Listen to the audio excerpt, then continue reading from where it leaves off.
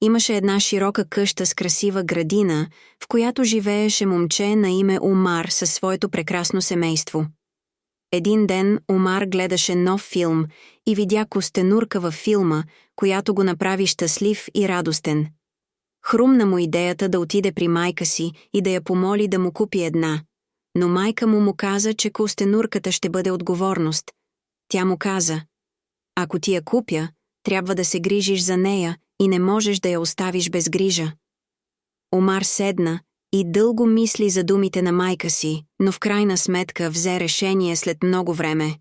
Той помоли майка си да му купи костенурка, за да я отглежда.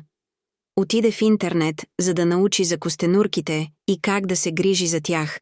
След като научи достатъчно за костенурките и тяхното отглеждане, отиде при майка си и каза, че е готов да поеме отговорността. Омар и майка му отидоха до зоомагазина, където той избра костенурка, която да купи, и тя беше много сладка. Взеха костенурката със себе си и купиха всичко необходимо за нея. Когато се върнаха вкъщи, Омар беше много щастлив с костенурката си и приготви място в дома си, където тя да се чувства в безопасност. Когато приятелите му го посещаваха, те виждаха костенурката и това ги радваше и ги караше да го подкрепят. Омар беше много доволен от присъствието на костенурката си и се опитваше да направи всичко възможно, за да изпълни обещанието си. Понеже беше обещал на майка си да се грижи за нея сам, никой друг в къщата не се грижеше за костенурката. Всеки ден той прекарваше много време с нея, наблюдаваше поведението й и много се грижеше за нея.